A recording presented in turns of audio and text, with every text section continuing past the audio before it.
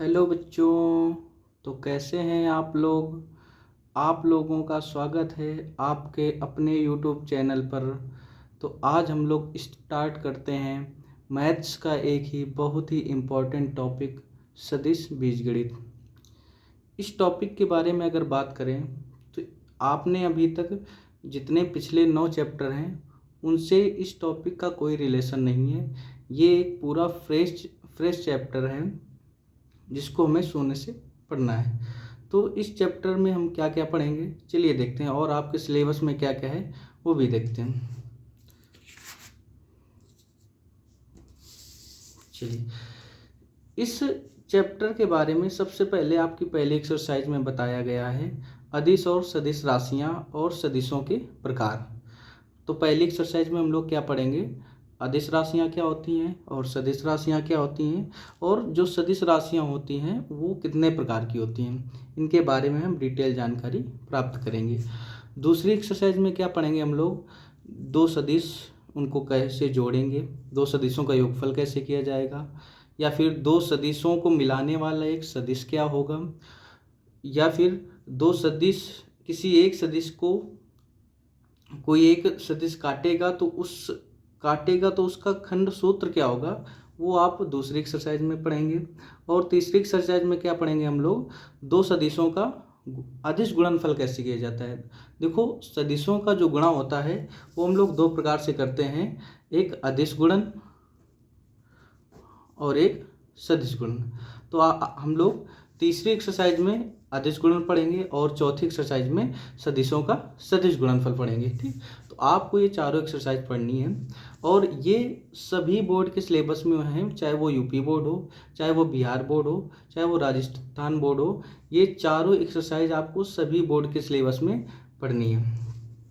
तो चलिए हम लोग स्टार्ट करते हैं। अदिश राशियाँ, अदिश राशियाँ क्या होती हैं, इनको इंग्लिश में बोलते हैं स्केलर क्वांटिटीज। ऐसी राशियाँ जिसमें केवल परिमाण होता है, मापांक होता है, दिशा नहीं होती, उन्हें हम लोग क्या बोलते हैं, अदिश राशियाँ। जैसे दूरी, द्रव्यमान, चाल। अब कैसे जानेंगे अदिश और सदिश क्या होता है। जैसे हमने बोल दिया कि आप 2 किलोमीटर जाओ, आप इधर भी जा सकते हैं 2 किलोमीटर, आप इधर भी जा सकते हैं 2 किलोमीटर, इधर भी जा सकते हैं 2 किलोमीटर। मतलब कहने का कि आप चाहे पूर्व की तरफ 2 किलोमीटर जाओ, चाहे पश्चिम की तरफ। मैंने ये तो बोला नहीं है कि पूर्व की तरफ जाओ या पश्चिम की तरफ जाओ, मैंने दिशा तो दी नहीं। हमने सिर्फ आपसे ये बोला है कि आप 2 किलोमीटर जाइए, तो आप किसी भी तरफ जा सकते हैं। मतलब हमें इसमें दिशा की कोई आवश्यकता नहीं है। तो ये जो 2 किलोमीटर हुआ, ये कैसी राशि हो गई आपकी, अदिश राशि हो गई। तो ऐसी राशियां जिसमें केवल परिमाण हो। अच्छा, ये क्या है 2 किलोमीटर, ये आपका परिमाण है। ठीक, परिमाण बोले तो आंकिक मान, परिमाण को हम लोग क्या कहते हैं, आंकिक मान कहते हैं। ठीक, जो भी आंकिक मान है उससे हम लोग बोलेंगे परिमाण। तो ऐसी राशि जिसमें केवल परिमाण हो या आंकिक मान हो, दिशा ना हो, उसे हम लोग क्या बोलेंगे, अदिश राशियाँ बोलेंगे। क्या बोलेंगे, अदिश राशियाँ। वैसे अदिश राशियाँ बहुत सारी होती हैं, मैंने केवल 3 ली हैं। दूरी अदिश राशि है, द्रव्यमान अदिश राशि है, चाल अदिश राशि, इसी तरह बहुत सारी अदिश राशियाँ होती हैं। चलिए, उसके बाद देखो हम लोग क्या पढ़ेंगे, सदिश राशियाँ। सदिश राशियाँ क्या होती हैं, देखो इनमें परिमाण तो होता ही होता है, लेकिन परिमाण के साथ साथ दिशा भी होती है। तो ऐसी राशियाँ जिनमें परिमाण के साथ साथ दिशा भी होती है उन्हें हम लोग क्या बोलते हैं, सदिश राशियाँ कहते हैं। ठीक है, एग्जाम्पल जैसे विस्थापन, वेग, बल, इसी तरह बहुत सारी सदिश राशियाँ होती है। तो हमने सब का जिक्र नहीं किया, ओनली 3 ही लिए। चलिए देखो, जैसे एग्जाम्पल मैं आपको देता हूँ। जैसे आपको मान लो पॉइंट ए से पॉइंट बी तक जाना है। ओके, एग्जाम्पल क्या दिया मैंने आपको कि मान लो पॉइंट ए से आपको पॉइंट बी तक जाना है। अच्छा, इसके जाने के कई रास्ते हैं। जैसे एक रास्ता ये चला गया, ऐसे ऐसे ऐसे घूमते हुए बिंदु बी पर पहुंचा। ठीक, एक रास्ता ऐसे चला गया, ऐसे ऐसे ऐसे ऐसे घूमते हुए बिंदु बी पर पहुंच गया। ठीक, तो अब आप मान लो यहाँ से चल के इस रास्ते के द्वारा बिंदु बी तक ऐसे पहुंचे, तो जो रास्ते की लंबाई है ना, वो क्या हो जाएगी, आपकी दूरी हो जाएगी। क्या हो जाएगी, दूरी। ठीक, तो अच्छा ये भी दूरी होगी, चूंकि ये भी रास्ता है, इसकी लंबाई क्या हो जाएगी, दूरी हो जाएगी। अब हमने बोल दिया कि आपको बिंदु ए से बी तक जाने में कम से कम कितनी दूरी तय करनी पड़ेगी, तो आप क्या करेंगे, आप ए से चलना स्टार्ट करेंगे और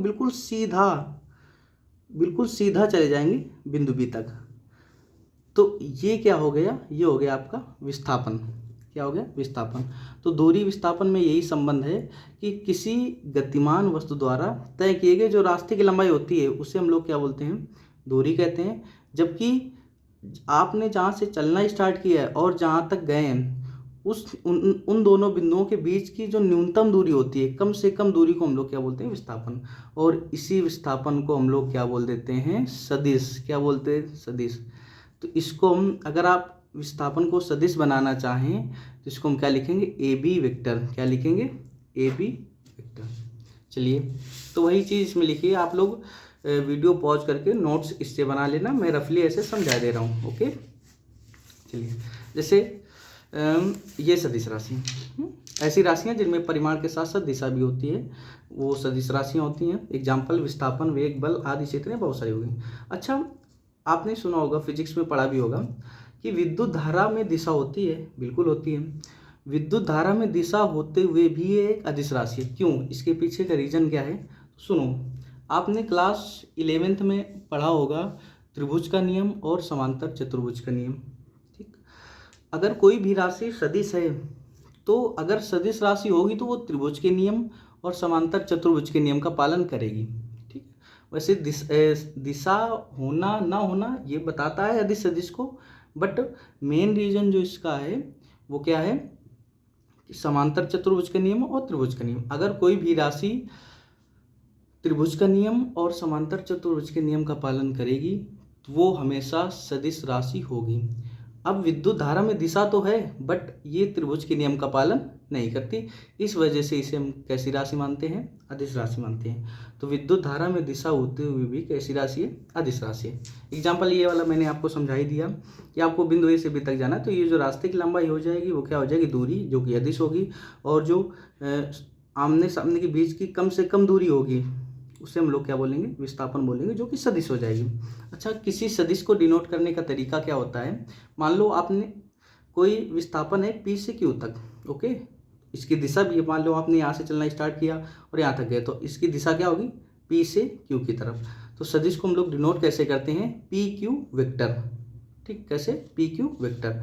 आपने यहाँ से चलना स्टार्ट किया था तो ये हो गया आप प्रारंभिक बिंदु, और ये यहाँ तक गए हो तो ये कौन सा बिंदु हो गया, अंतिम बिंदु हो गया। अच्छा, सदिश को डिनोट करने का तरीका मैंने बताया कि सदिश को हम एक तीर से डिनोट करते हैं। किससे डिनोट करते हैं, तीर। ये क्या है, तीर। ठीक, तो ये जो इसका आगे वाला सिरा होगा, शीर्ष, ये किसको बताएगा, सदिश की दिशा को बताएगा। जबकि ये जो होगा पीछे वाला सिरा, ये किसको बताएगा, सदिश के परिमाण को बताएगा। तो अगर कोई भी सदिश राशि है तो उसमें परिमाण भी होगा और दिशा भी होगी। ठीक, परिमाण भी होगा और दिशा भी होगी, तो वो कैसी राशि होगी, सदिश राशि होगी। अब किसी भी सदिश राशि के परिमाण हम लोग कैसे निकालते हैं, सदिश राशि का परिमाण होता है मॉड के अंदर। मान लो ये पी क्यू वेक्टर हो गया, ये सदिश हो गया। अगर हमें इसका परिमाण निकालना है तो इसको हम क्या किस में लिख देंगे, मॉड के अंदर लिख देंगे। इसका मतलब है हम परिमाण निकालना है। ओके, चलिए, तो अब हम लोगों ने क्या क्या पढ़ लिया, आपको इतना तो पढ़ना है पूरे चैप्टर में। अदिश राशियाँ पढ़ ली, सदिश राशियाँ पढ़ ली, विद्युत धारा के बारे में थोड़ी सी जानकारी, दूरी विस्थापन का एग्जाम्पल ले लिया हम लोगों ने, और सदिश के बारे में बेसिक जानकारी ले ली। अब आते हैं हम इसके आगे।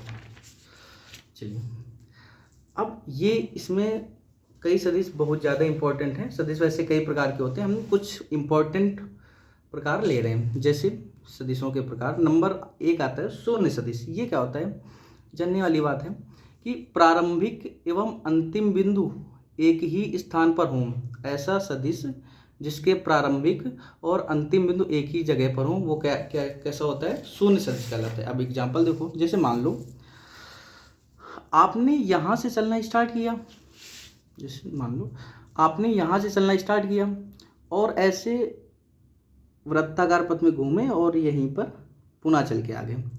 ठीक, तो बताओ, आपने यहाँ से चलना स्टार्ट किया था और यहीं पर फिर आ गए। ठीक, तो जो अब दिशा तो इसकी ऐसे है, तो ये भी एक तरह का सदिश होगा।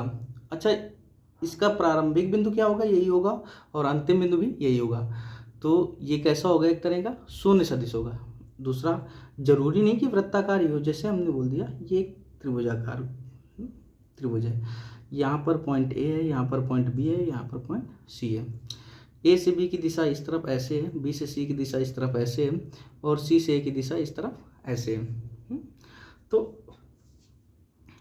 देखो ए से बी तक ये दिशा, मान लो हम अब ए सदिश की बात करें तो ए से बी तक गए, बी से सी तक गए और सी से ए तक गए।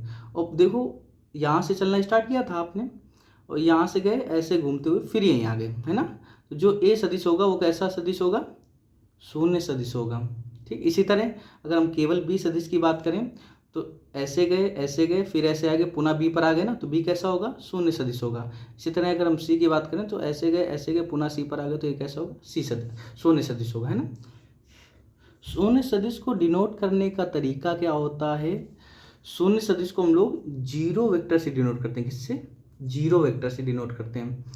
शून्य सदिश को हम लोग जीरो वेक्टर से डिनोट करते हैं। अच्छा, इसको दूसरी प्रकार से लिखने का तरीका क्या होता है कि जैसे मान लो ये है, इस ए सदिश को आपने लिया था तो इसको हम ए वेक्टर लिख सकते हैं। क्या लिख सकते हैं, ए वेक्टर लिखो या जीरो वेक्टर लिखो, बात एक ही है। इसी तरह मान लो अगर आपको ए का सदिश चाहिए, शून्य सदिश चाहिए, तो इसको हम ए वेक्टर, या फिर बी का चाहिए तो बी वेक्टर, या फिर सी का चाहिए तो सी वेक्टर, इनको हम सबको जीरो वेक्टर के बराबर लिख सकते हैं। अच्छा, मेन बात जो है शून्य सदिश की वो क्या होती है, अरे भाई नाम ही है देखो शून्य सदिश, है ना। जब शून्य सदिश नाम है तो इसमें इसका मीनिंग निकल रहा है क्या, कि ऐसा सदिश जिसका परिमाण या फिर मापांक क्या हो, शून्य हो। सिंपल, जैसे मान लो कोई आपने ए वेक्टर ले लिया या ए बी वेक्टर ले लिया, ओके, ये हो गया आपका ए बी वेक्टर। ठीक, तो अगर इसका परिमाण शून्य है, परिमाण बोले तो ये परिमाण अगर शून्य है तो उसको हम लोग क्या बोलेंगे, शून्य सदिश बोलेंगे। ओके, चलिए, तो इसी चीज़ को हम लोग फेयर की तरह कैसे लिखेंगे, चलिए देखते हैं। सबसे पहले शून्य सदिश, प्रारंभिक एवं अंतिम बिंदु एक ही जगह पर हो जिस सदिश के, तो उसको हम लोग क्या बोलते हैं, शून्य सदिश कहते हैं। अच्छा, शून्य सदिश का दूसरा नाम है बिंदु सदिश। शून्य सदिश को हम लोग क्या, बिंदु सदिश भी कह सकते हैं। शून्य सदिश से मान लो, अच्छा शून्य सदिश एक बिंदु के रूप में हो सकता है भाई, इसकी दिशा चारों तरफ होती है, या देखो इसमें कोई दिख थोड़ा ना कि ये इधर जा रहा है इधर जा रहा है ना, इसकी दिशा चारों तरफ हो सकती है, या इसको हम एक पॉइंट के रूप से प्रदर्शित कर सकते हैं। इस वजह से हम शून्य सदिश को बिंदु सदिश भी कह सकते हैं। अच्छा, मैंने बताया कि जैसे मान लो ए का सदिश है तो इसको ए वेक्टर या जीरो वेक्टर के बराबर लिख सकते हैं। इसी तरह ए का चाहिए तो ए वेक्टर बराबर जीरो वेक्टर, बी का निकालते तो बी वेक्टर, सी का निकालते तो सी वेक्टर, है ना। तो शून्य सदिश को हम लोग किससे प्रदर्शित करते हैं, जीरो वेक्टर से प्रदर्शित करते हैं। वही मैंने बताया कि शून्य सदिश जो होगा उसका परिमाण हमेशा कैसा होगा, शून्य होगा। ओके, सेकेंड बड़ा इंपॉर्टेंट सदिश है मात्रक सदिश। इसके कई नाम फेमस हैं, इसके कई नाम हैं। मात्रक सदिश बोलो या इकाई सदिश बोलो, यूनिट वेक्टर बोलो, एकांक सदिश बोलो, सबका मतलब एक ही है। चलिए, तो मात्रक सदिश क्या होता है, इकाई सदिश क्या होता है, एकांक, देखो इस शब्द में ही मीनिंग छिपा है इसका कि एकांक सदिश क्या होता है। एकांक का मतलब एक, मात्रक का मतलब एक, इकाई का मतलब एक, यूनिट का मतलब एक। मतलब ऐसा सदिश जिसका परिमाण का हो, एक हो, ऐसा सदिश जिसका परिमाण क्या हो, एक हो, उसे हम लोग क्या बोलेंगे, मात्रक सदिश। ठीक है, उसे हम लोग बोलेंगे मात्रक सदिश। जैसे एग्जाम्पल मैंने ले लिया,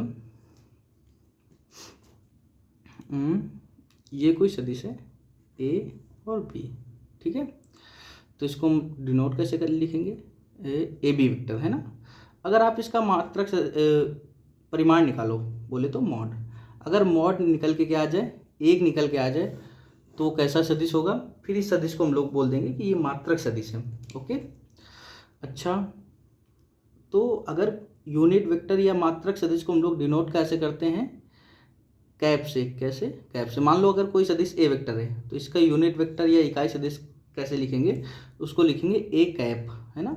तो कुल मिला के अगर इकाई सदिश है तो उसको हम कैप लगा देते हैं ताकि हम जान जाएंगे कि इस मात्रक सदिश की बात कर रहे हैं या इकाई सदिश की बात कर रहे हैं। तो इकाई सदिश का फार्मूला क्या होता है, मात्रक सदिश का फार्मूला क्या होता है, जिस सदिश का मात्रक सदिश निकालना होगा तो वही सदिश मतलब वही वेक्टर और बटे में उसी का मॉड लिखते हैं। ठीक है, ये हो गया मात्रक सदिश का फार्मूला, वही वेक्टर और उसी का मॉड।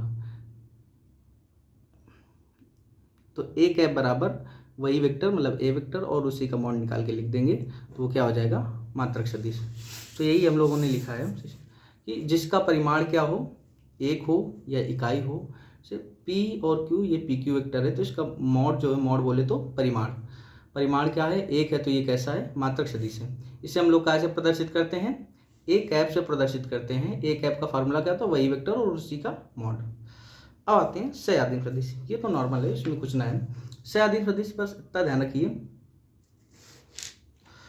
इतना ध्यान रखिए क्या, कि दो या दो से अधिक सदिश, दो या दो से अधिक सदिश जिनका प्रारंभिक बिंदु सेम जगह पर हो। जैसे मान लो दो सदिश हैं ये,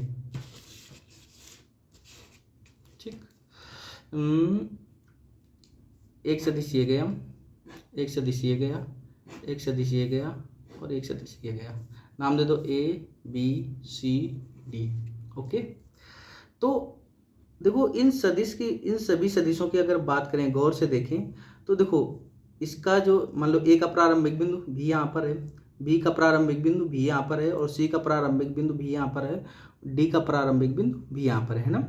तो इन चारों सदिशों के देखो प्रारंभिक बिंदु सेम जगह पर है कि नहीं है ना। तो ऐसे सदिश जिनका प्रारंभिक बिंदु एक ही जगह पर हो तो उन्हें हम लोग क्या बोलते हैं, सह आदिम सदिश बोलते हैं। तो ये अगर हम ओ लेते इसको तो ये हो जाता ओ ए वेक्टर, ये हो जाता ओ बी वेक्टर, ये हो जाता ओ सी वेक्टर और ये हो जाता ओ डी वेक्टर। तो O A vector, O B vector, O C vector और ओ डी वेक्टर, ठीक, ये सब के सब कैसे सदिश होंगे, सह आदिम सदिश होंगे। कैसे सदिश होंगे, सह आदिम सदिश होंगे। ओके, चलिए, तो वही मैंने समझा रखा है कि दो या दो से अधिक सदिश जिनका प्रारंभिक बिंदु एक ही जगह पर हो वो सब कैसे सदिश होंगे, सह आदिम सदिश। जैसे देखो ए बी सी डी सब सदिश हैं, बिंदु ओ से सबका प्रारंभिक बिंदु क्या है, बिंदु ओ। तो O A vector, O B vector, O C vector, O D vector कैसे हो जाएंगे, सह आदिम सदिश हो जाएंगे। चलिए, तो अगला सदिश आता है संरेख सदिश। नंबर 4 कौन सा आता है, संरेख सदिश। संरेख सदिश क्या होता है, दो या दो से अधिक सदिश यदि एक ही रेखा के समांतर हैं तो वो कैसे होंगे, आपस में संरेख सदिश होंगे। माफ करना थोड़ा, इसमें पेपर जो है वो रेड कलर का है, इस वजह से जो अक्षर हैं वो साफ नहीं दिख रहे होंगे, थोड़ा मैनेज कर लीजिए। तो दो या दो से अधिक सदिश अगर एक ही रेखा के समांतर हैं तो वो कैसे सदिश होंगे, संरेख सदिश होंगे। अच्छा, ये जो संरेख सदिश दिशा पर डिपेंडेंट नहीं करते, बस एक दूसरे के समांतर होने चाहिए। कैसे, जैसे हमने बोल दिया एक ये सदिश है, ठीक, नाम दे दिया हमने ए और बी, ठीक। दूसरा सदिश हमने बोल दिया ये सदिश है, नाम दे दिया पी और क्यू, ठीक। तीसरा सदिश हमने बोल दिया एक ये सदिश है, नाम दे दिया एम और एन। तो ध्यान से देखो कि ये तीनों सदिश जो हैं ये कैसे हैं, समांतर हैं। अभी आप इसमें परिमाण में और दिशा में ना जाओ, आपको इतना समझना है केवल कि अगर कोई दो या दो से अधिक सदिश एक ही सदिश के समांतर हैं या एक ही रेखा के समांतर हैं तो वो सदिश कैसे होंगे, संरेख सदिश होंगे, ठीक। जैसे देखो ये इसके समांतर, ये इसके समांतर, ये इसके समांतर, ये तीनों देखो एक दूसरे के समांतर है कि नहीं है। अगर समांतर हैं, भले उनका परिमाण और दिशा कुछ भी हो, अगर समांतर हैं तो वो आपस में कैसे सदिश होंगे, संरेख सदिश होंगे। तो मतलब A B vector, P Q vector और एम एन वेक्टर ये तीनों कैसे सदिश होंगे, संरेख सदिश होंगे, ठीक है। तो अच्छा, वही मैंने लिख दिया कि दो या दो से अधिक सदिश अगर एक ही रेखा के समांतर हैं तो वे संरेख सदिश होंगे। नीचे एरो देखो, दिशा कोई भी हो बस एक दूसरे के समांतर होने से, मैंने ये बात बोल दी कि दिशा कोई भी हो, दिशा से हमें कोई लेना देना ना है, दिशा कोई भी हो बस वो एक दूसरे के कैसे होने चाहिए, समांतर होने चाहिए। अगर ऐसा है तो वो फिर आपस में संरेख होंगे। एग्जाम्पल देखो मैंने समझा भी दिया है, जैसे एक ये B vector, P Q vector, M N vector, इसी तरह। तो ये देखो सब एक दूसरे के समांतर है ना, इसमें दिशा और परिमाण में अभी ना जाओ, सब समांतर है कि नहीं है। जब अगर सब समांतर हैं तो ये कैसे सदिश होंगे, ये सभी सदिश संरेख सदिश होंगे। ठीक है, अब आ जाओ समान सदिश। अभी इसमें आपका सारा डाउट क्लियर हो जाएगा। चलिए देखो, समान सदिश। समान सदिश क्या होते हैं, समान सदिश होने के लिए परिमाण भी सेम होना चाहिए और दिशा भी सेम होनी चाहिए। अगर परिमाण और दिशा दोनों समान हैं तो वो कैसे सदिश हो जाएंगे, समान सदिश हो जाएंगे। जैसे एक ये सदिश है ए बी सदिश, एक ये सदिश है पी क्यू सदिश। ठीक, ध्यान देखो, जितना इसका परिमाण है उतना ही इसका परिमाण है। इसकी दिशा भी इधर है तो इसकी दिशा भी इधर है। तो ऐसे सदिश जिनका परिमाण सेम हो और दिशा भी सेम हो तो ये दोनों कैसे होंगे, समान सदिश होंगे। ठीक है, और समान सदिश हमेशा आपस में बराबर होते हैं, तो ए बी वेक्टर बराबर पी क्यू वेक्टर के होगा। ये दोनों कैसे सदिश हैं, समान सदिश है, इसमें ज़्यादा कुछ खास ना है, बस दिशा और परिमाण दोनों सेम होने चाहिए। अगर ऐसा है तो वो समान सदिश हो जाएंगे। चलिए आगे आता है ऋणात्मक सदिश। क्या आता है, ऋणात्मक सदिश। इसमें बस कुछ ना है, समान सदिश की तरह ही है, बट इसमें दिशा बदल जाएगी। जैसे ऋणात्मक सदिश क्या कहता है, परिमाण सेम होगा दोनों में। ठीक है, परिमाण सेम होगा लेकिन दिशा क्या होगी, विपरीत होगी। मतलब अगर एक सदिश मान लो ये इतना ही बड़ा, तो दूसरा सदिश इतना ही बड़ा होगा, बस दिशा विपरीत होगी, उसकी इस तरफ तो इसकी इस तरफ। ठीक है, ये कैसा सदिश होगा, ऋणात्मक सदिश होगा। कैसा सदिश होगा, ऋणात्मक सदिश होगा। ठीक है, तो देखो इसकी दिशा इस तरफ है, इसकी दिशा इस तरफ, ये भी वेक्टर हो गया, ये यूपी पे वेक्टर हो गया। दोनों के परिमाण सेम है ना, देखो ये जितना बड़ा है उतना बड़ा ये है। ठीक है, इसकी दिशा इस तरफ है, इसकी दिशा इस तरफ है, तो दोनों के परिमाण तो सेम है बट दिशा क्या है, विपरीत है। तो ये दोनों आपस में कैसे होंगे, विपरीत सदिश होंगे। इसमें एक चीज़ याद रखनी है, कोई भी सदिश लिखा है, जैसे मान लो ए बी वेक्टर लिखा है, ठीक, कोई भी सदिश लिखा है तो इसका मतलब ये है कि ए से स्टार्ट करेंगे बी की तरफ जा रहे हैं, तभी वो ए बी लिखा जाता है। अगर मान लो ऐसे लिख देते, यहाँ बी लिख देते ये, तो अब हम इसको कैसे डिनोट करते, तब हम इसको डिनोट करते बी ए वेक्टर। समझ पा रहे हैं ना। अच्छा, तो ऋणात्मक सदिश की खास बात ये क्या होती है कि अगर कोई भी सदिश मान लो ए बी वेक्टर लिखा है तो आप इसको माइनस का चिन्ह लगा के, ठीक, इसको बी ए वेक्टर भी लिख सकते हैं, दोनों में कोई अंतर ना है। ठीक है, जैसे हमने कोई सदिश है ये इस ए वेक्टर, इसको हम ऐसे भी लिख सकते हैं, कैसे, दिशा बदल दी ना तो माइनस लगा देंगे, माइनस का ए वेक्टर। समझ पा रहे हैं ना। तो ऋणात्मक सदिश क्या होता है, परिमाण सेम होना चाहिए और दिशा कैसी होनी चाहिए, विपरीत हो।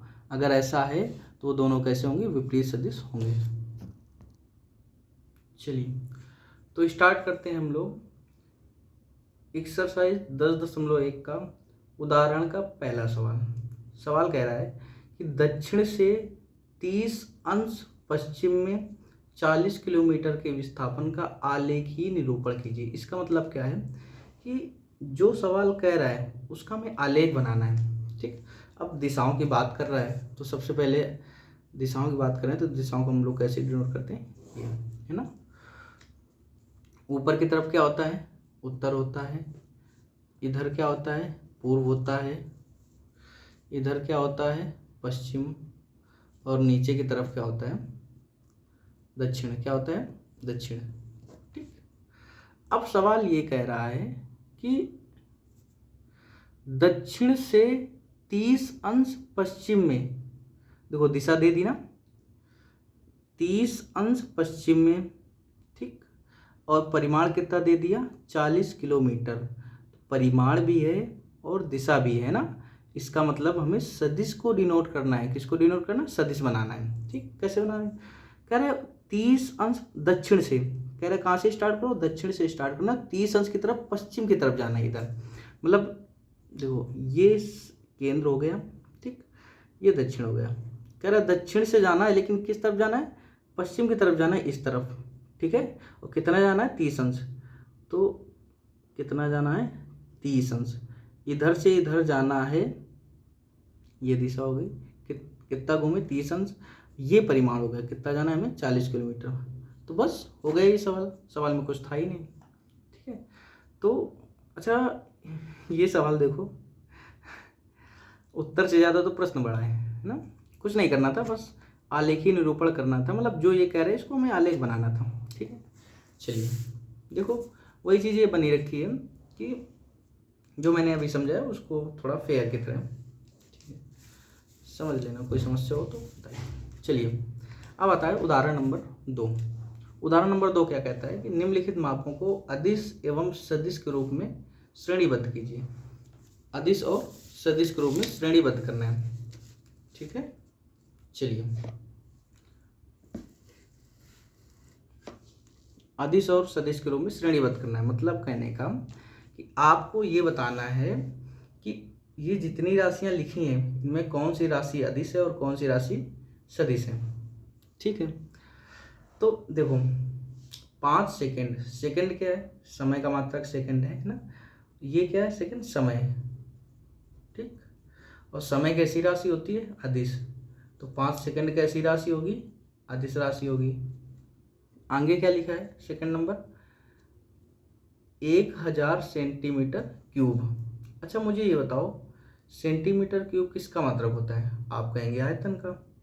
ठीक, अच्छा जब आयतन का मात्रक होता है तो आयतन कैसी राशि है, आयतन भी अदिश राशि है, मतलब जो 1000 सेंटीमीटर क्यूब होगी वो कैसी राशि होगी, अदिश राशि होगी। अच्छा मुझे ये बताओ 10n, अच्छा 10n का क्या मतलब है, 10n, n बोले तो न्यूटन, मतलब न्यूटन लिखा है। अच्छा न्यूटन किसका मात्रक है, न्यूटन तो बल का मात्रक है। और आपको पता होना चाहिए कि बल कैसी राशि है, बल राशि होती है सदिश राशि। कैसी राशि होती है, सदिश राशि होती है। ठीक है, उसके बाद आता है चौथा सवाल। चौथा सवाल क्या कहता है, चौथा सवाल कहता है 30 किलोमीटर प्रति घंटा आवर, 30 किलोमीटर पर आवर, मतलब 30 किलोमीटर प्रति घंटा। मुझे ये बताइए किलोमीटर प्रति घंटा या फिर मीटर प्रति सेकंड, ये दोनों किसके मात्रक हैं, ये आप कहेंगे चाल का भी मात्रक है और वेग का भी मात्रक है। बिल्कुल सही बात है, लेकिन इसमें केवल परिमाण दे रखा है, दिशा का जिक्र है क्या कहीं, नहीं ना। ओनली कह रहा है कितना, 30 किलोमीटर प्रति घंटा, दिशा इसमें तो कहीं नहीं दे रखी। जब दिशा नहीं दे रखी है मतलब केवल परिमाण दे रखा है, केवल परिमाण दे रखा है तो किसका मात्रक होगा, चाल का मात्रक होगा। और चाल कैसी राशि है, अदिश राशि है, ये कैसी राशि होगी, अदिश राशि होगी। ओके, उसके बाद आता है पांचवा सवाल। पांचवा सवाल क्या कह रहा है, उदाहरण नंबर 2 का पांचवा सवाल है। हम लोग उदाहरण भी पढ़ेंगे और एक्सरसाइज के जितने सवाल होंगे और उदाहरण में जितने सवाल होंगे सारे सवालों को एक एक करके बिल्कुल डिटेल से सॉल्व करेंगे। ठीक, बस आपको बोर्ड एग्जाम के लिए इतना ही पढ़ना है, इससे बाहर कुछ ना आएगा। सारे सवाल अगर आप इस NCERT बुक को विथ उदाहरण या विथ एग्जाम्पल और एक्सरसाइज चैप्टर के लास्ट में एक विविध प्रश्नावली होती है। ठीक, अगर आप उस विविध प्रश्नावली को उदाहरण से सॉल्व कर लेते हैं और जितनी भी एक्सरसाइज है उनको उदाहरण से सॉल्व कर लेते हैं तो आपके 100 में 100 नंबर्स इसी बुक से पढ़कर बनेंगे। बस आपको पढ़ना है। चलिए देखते हैं, तो कहाँ तक मैंने बता दिया, मैंने बताया कि 10 नहीं, यहाँ तक बता दिया। अगला पांचवा सवाल बताना है। पांचवा कह रहा है कि 10 ग्राम प्रति सेंटीमीटर क्यूब। मात्रक ध्यान रखो, मात्रक से हम लोग पता लगा सकते हैं कौन अदिश है कौन सदिश। अच्छा ये मात्रक और निकालना किस राशि का मात्रक क्या होता है, ये आपने कक्षा 11 में डिटेल से पढ़ा होगा, बहुत अच्छी खासी जानकारी। चूँकि फिजिक्स में सबसे पहले यही पढ़ाया ही जाता है कि अदिश राशियाँ सदिश राशियाँ।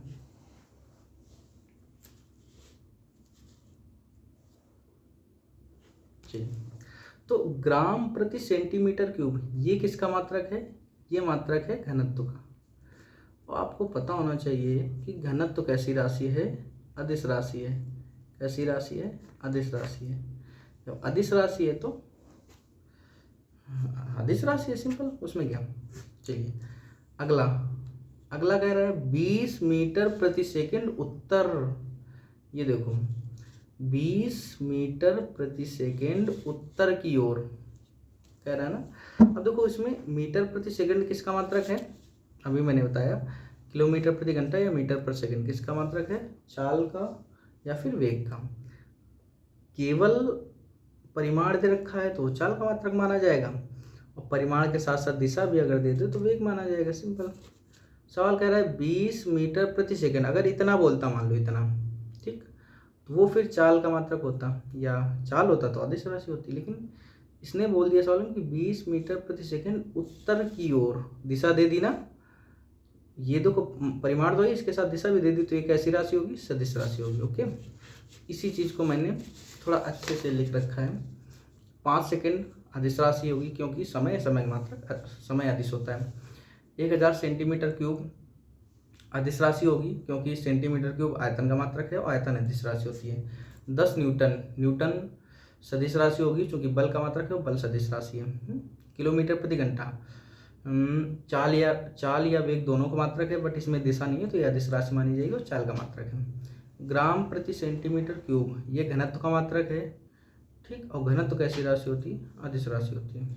इसी तरह मीटर प्रति सेकंड, वैसे चाल या वेग का मात्रक है, बट इसमें दिशा दे दी गई है तो ये किसका मात्रक होगा, सदिश होगी पहली बात तो, वेग। चलिए उदाहरण का अगला सवाल देखते हैं हम लोग। कह रहा है आकृति 10.5 में कौन से सदिश संरेख हैं, समान है, सयादी में। ये आकृति आपको दे रखी है, ठीक, इसमें आपको देख के ये बताना है कि कौन कौन से सदिश जो हैं वो संरेख हैं, कौन कौन से सदिश समान हैं, और कौन कौन से सदिश सयादी में। चलिए, अब जो मैंने सदिशों के प्रकार पढ़ाए हैं, अगर आपने उनको अच्छे से पढ़ा होगा तो ये चुटकियों में सॉल्व हो जाएगा। चलिए फिर भी मैं सॉल्व करवाता हूँ। देखो संरेख होने के लिए मैंने क्या कंडीशन बताई थी, मैंने कंडीशन बताई थी कि 2 या 2 से अधिक सदिश कैसे हैं, एक दूसरे के समांतर हैं, ठीक, भले उनका परिमाण और दिशा कुछ भी हो, भले उनका परिमाण व दिशा कुछ भी हो, वो सब के सब सदिश कैसे होंगे, संरेख होंगे। ठीक है, तो चित्र में देखो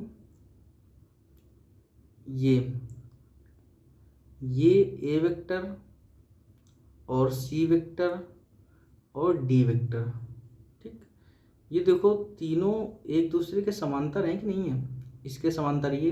अच्छा आप कहोगे कि ये तो समांतर है नहीं, अरे भैया हमने जैसे मान लो एक सदिश लिख दिया और फिर इसके ऊपर जस्ट मैंने दूसरा सदिश, तो क्या एक दोनों एक दूसरे के समांतर होंगे, अरे बिल्कुल होंगे भैया, बिल्कुल होंगे।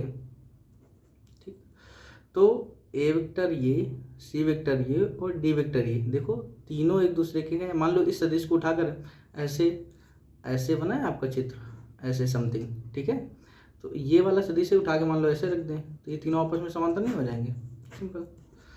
ठीक, तो ये ए वेक्टर और सी वेक्टर डी वेक्टर ये तीनों आपस में कैसे होंगे, संरेख सदिश होंगे। तो पूछ रहा है बताओ कौन से सदिश संरेख होंगे, तो ए वेक्टर, सी वेक्टर और डी वेक्टर, तो इसके आगे सीधा लिख देंगे ए वेक्टर, सी वेक्टर और डी वेक्टर, जो कि मैंने लिख रखा है आपके सामने। तो ए वेक्टर, सी वेक्टर और डी वेक्टर कैसे हैं, संरेख सदिश हैं। कैसे हैं, संरेख सदिश हैं। अब आ जाओ, पूछा समान सदिश। समान सदिश होने के लिए मैंने क्या बताया था, मैंने बताया था कि ऐसे सदिश जिनके परिमाण भी सेम हो और क्या, दिशा भी सेम हो, परिमाण भी सेम हो दिशा भी सेम हो।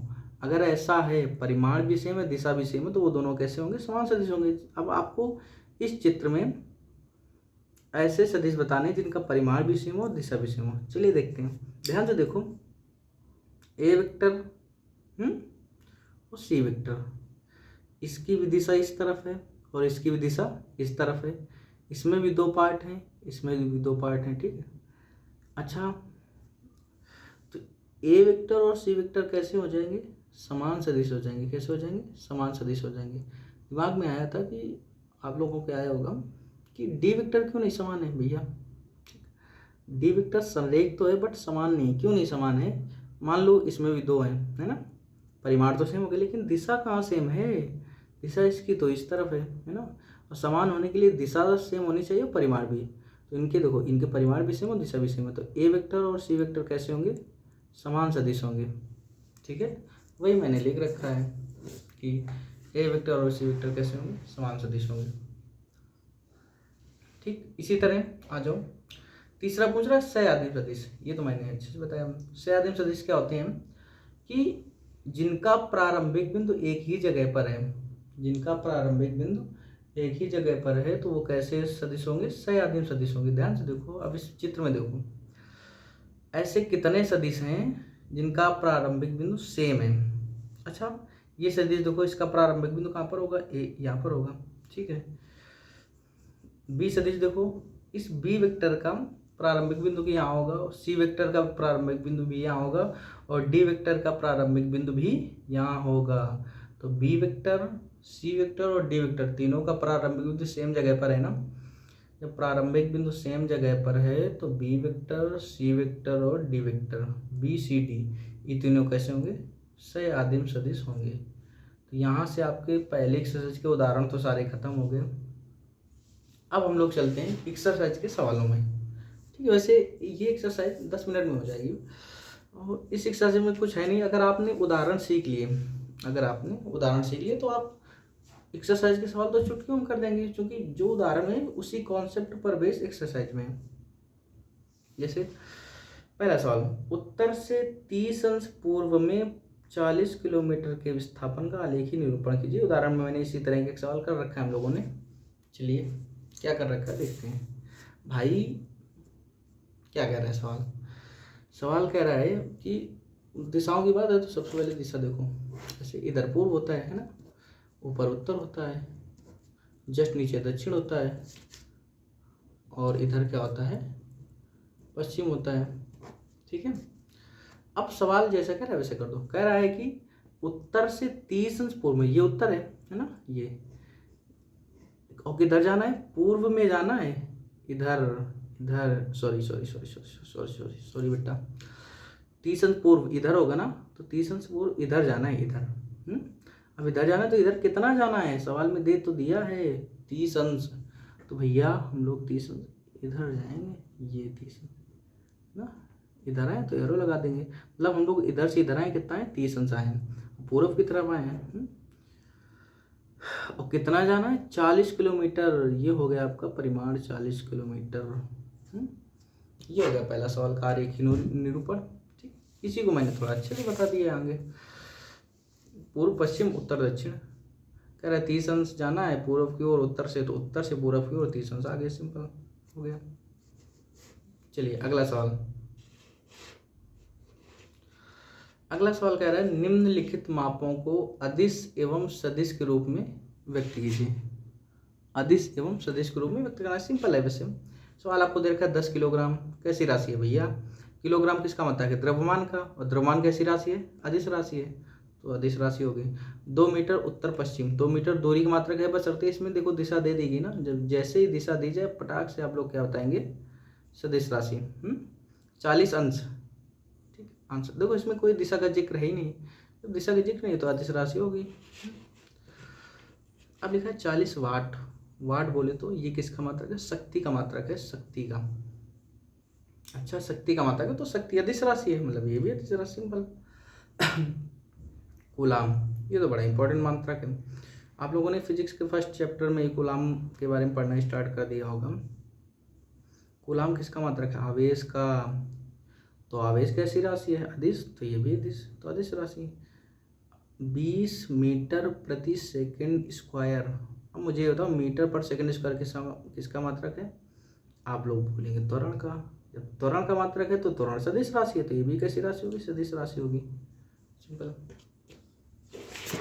चलिए तो हम लोग आज पूरी ख़त्म कर देंगे। वैसे ये एक्सरसाइज में कुछ ज़्यादा विशेष है नहीं।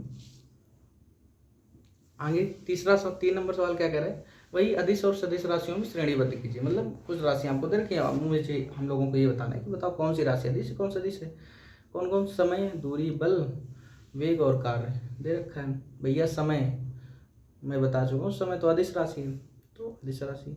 दूरी भी अदिश राशि, इसमें दिशा होती नहीं, अदिश राशि। बल कैसा है, सदिश राशि। अच्छा, सदिश कैसे साहब, जो भी राशियाँ दिशा पर डिपेंड करती हैं, जो भी राशियाँ दिशाओं पर डिपेंड करती हैं वो सदिश होंगी। बल बल तो दिशा पर डिपेंड करता है भैया, दिशा पर कैसे डिपेंड करता है, जैसे आप अगर इधर बल लगाओगे, ठीक है, मान लो 3 न्यूटन का बल लगाया मैंने, 3 न्यूटन का बल लगाया तो ये इधर की तरफ गया। हमने 3 न्यूटन का बल इधर लगाया तो ये इधर की तरफ गया। हमने 3 न्यूटन का बल ऐसे लगाया तो ये इधर की तरफ गया। हमने 3 न्यूटन का बल ऐसे लगाया तो इधर की तरफ गया। मतलब ये जो बल है वो दिशा पर डिपेंड कर रहा है कि नहीं कर रहा है। मान लो 3 न्यूटन का बल ऊपर से लगाए तो कहीं नहीं जाएगा। मतलब ये जो बल लगा रहे हैं वो दिशा पर डिपेंड कर रहा है ना। तो बल कैसी राशि है, सदिश राशि है। वेग वेग कैसी राशि है, सदिश राशि है। कार्य कार्य कैसी राशि है, अदिश राशि है। दिशा का जिक्र होता नहीं, कुछ भी आप क्रिया कर रहे हैं वो कार्य में काउंट होगा, सिंपल। चलिए आगे देखते हैं हम लोग, आगे आते हैं। कह रहा आकृति में निम्न सदिशों को पहचानिए। आकृति आपके सामने ये दे रखी है, इसमें आपको ये बताना है कि सयादिम सदिश कौन कौन से हैं, समान सदिश कौन कौन से हैं, और संरेख हैं अपितु असमान हैं। ठीक, संरेख हो लेकिन असमान हो। चलिए देखते हैं भाई, देखो चित्र देखो, देखो एक ये वेक्टर गए यहाँ से स्टार्ट हो यहाँ तक है ना, बी वेक्टर यहाँ से स्टार्ट यहाँ तक गया, सी यहाँ से यहाँ तक गया और बी यहाँ से यहाँ तक गया। ठीक है, मैंने क्या बता रखा है, ध्यान से देखो। ए वेक्टर ए वेक्टर यहाँ से स्टार्ट हो, बी वेक्टर भी यहीं से स्टार्ट है ना। अच्छा ये ए और डी, सॉरी मैं बी बोल रहा हूँ, डी है। तो ए वेक्टर और डी वेक्टर ध्यान से देखो, अगर तुम दोनों का जो प्रारंभिक बिंदु है वो क्या सेम जगह पर है ना, और जिन सदिशों का प्रारंभिक बिंदु सेम जगह पर हो तो वो कैसे सदिश होते हैं, वो होते हैं सयादिम सदिश। तो ए वेक्टर और डी वेक्टर कैसे हो जाएंगे, सयादिम सदिश में हो जाएंगे ए वेक्टर और डी वेक्टर। ओके, अब आ जाओ, कह रहा समान सदिश कौन है। समान सदिश के लिए मैंने बताया पहली बात तो ये देखो वर्ग है ना, मतलब इसके सभी सदिशों का परिमाण तो क्या होगा, बराबर। आप बस आपको दिशा देखनी है। तो मुझे ये बताओ, ध्यान देखो, अगर हम ए और सी वेक्टर लें तो इसकी दिशा इधर है, इसकी इधर है, मतलब समान नहीं होंगे। ध्यान से देखो, बी वेक्टर या इसकी दिशा इधर, इसकी दिशा इधर, दिशा सेम है, वर्ग है तो परिमाण तो सेम होगा ही। तो परिमाण दिशा दोनों सेम है तो ये कैसे होंगे, समान। मतलब बी वेक्टर और डी वेक्टर कैसे हो जाएंगे, समान सदिश हो जाएंगे, जो आपके सामने लिखा है। आगे दे रखा है कि संरेख लेकिन असमान हो। कह रहा है कि संरेख तो हो लेकिन वो असमान हो, समान ना हो। अच्छा, समान होने के लिए परिमाण से होना चाहिए, दिशा से होना चाहिए। तो आपको संरेख लें। अच्छा, संरेख के लिए क्या होता है, संरेख के लिए बस एक रेखा के या किसी अन्य सदिश के समांतर हो, दिशा और परिमाण से बिल्कुल मतलब ना है संरेख में, बस क्या हो, समांतर हो। तो वही कह रहा है कि संरेख हो लेकिन कैसे संरेख हो, असमान हो, मतलब इनका परिमाण और दिशा सेम ना होना चाहिए। चलिए देखते हैं, देखो ए वेक्टर और सी वेक्टर, पहले देखो होने को तो बी वेक्टर डी वेक्टर भी कैसे हैं, संरेख है, लेकिन ये समान संरेख है। क्यों, क्योंकि इनकी परिमाण भी सेम और दिशा भी सेम है ना। तो ये संरेख है और अपितु समान है, लेकिन हम लोगों को क्या चाहिए, असमान चाहिए, मतलब समान नहीं होनी चाहिए। तो ये देखो ए और सी देख लो, ए वेक्टर की दिशा इस तरफ और सी वेक्टर की दिशा इस तरफ है ना। तो ये दोनों समान तो होंगे नहीं, क्योंकि दिशा अलग है ना। तो दिशा अलग है तो कैसे होंगे, असमान होंगे। जब असमान होंगे और समांतर तो वही है, तो ए और सी कैसे होंगे, संरेख होंगे और कैसे होंगे, असमान होंगे। ठीक, इस एक्सरसाइज का लास्ट सवाल आपके सामने है। सवाल कह रहे हैं कुछ नहीं, आपको सत्य असत्य बताना है, कौन सा कथन सही लिखा है कौन सा गलत लिखा है। चलिए आपके सामने सवाल कह रहा है कि ए वेक्टर तथा माइनस ए वेक्टर संरेख हैं। अरे भाई, अभी मैंने बताया था, जैसे कोई सदिश लिखा है ये ए बी वेक्टर, तो आप इसी सदिश को ऐसे लिख दें तो बस कुछ नहीं होगा, इसको हम बी ए वेक्टर लिख सकते हैं। मतलब कहने का, लेकिन दोनों सदिश हुए तो समांतर ना, भाई मैंने क्या बोला कि दोनों सदिश समांतर हैं, उनकी दिशा और परिमाण कुछ भी हो, अगर समांतर हैं तो वो कैसे होंगे? समांतर हैं। मैंने बोला है कि दो सदिश अगर समांतर हैं, उनका दिशा और परिमाण कुछ भी हो तो वो कैसे होंगे? संयोग होंगे, बस समांतर होने चाहिए। तो भैया इनको अगर हम बनाएंगे, मान लो ये ए वेक्टर हो गया, ठीक। माइनस क्या दर्शाता है कि दिशा जो है विपरीत है, तो ये हो गया माइनस का वेक्टर। दोनों देखो समान संरेख है कि नहीं है? समांतर है, संरेख है, सिंपल। तो कह रहा है ए वेक्टर तथा माइनस एक संरेख है, बिल्कुल सही है, संरेख होंगे। एग्जाम्पल आपके सामने कह रहा है दो संरेख सदिशों का परिमाण, दो संरेख सदिशों का परिमाण सदैव समान होता है? नहीं, गलत बात। क्यों समान होगा?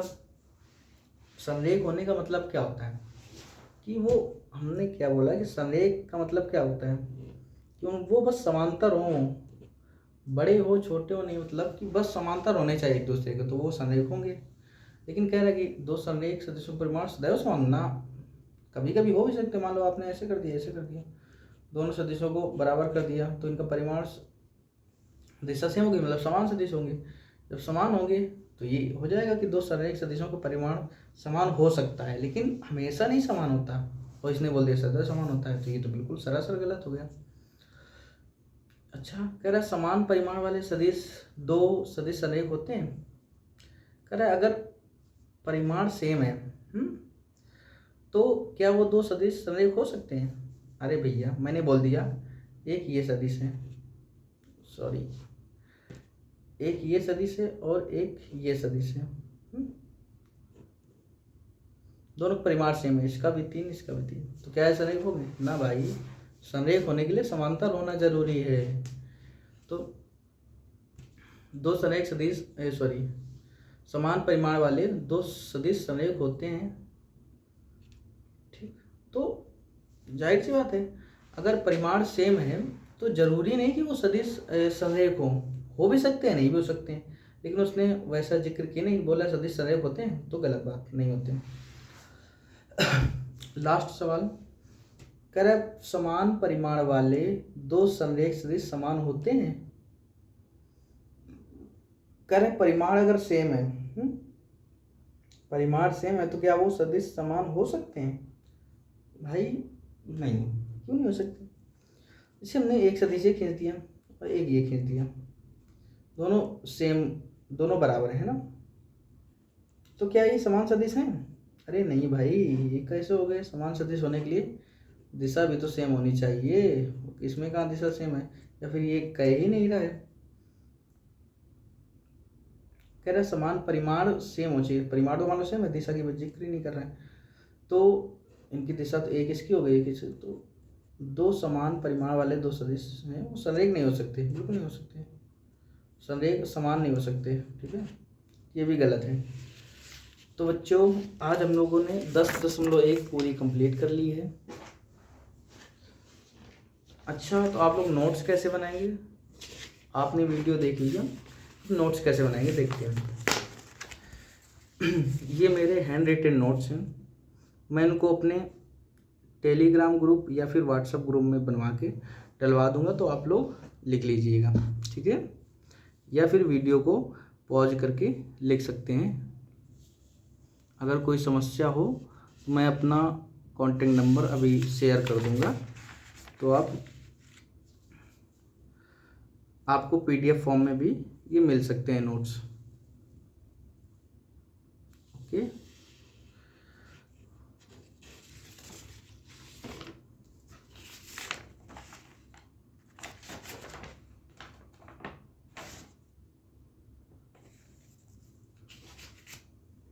ये देखिए हैंड रिटन नोट्स, बिल्कुल आप चाहें तो वीडियो पॉज करके अपनी कॉपी में उतार लीजिए, या फिर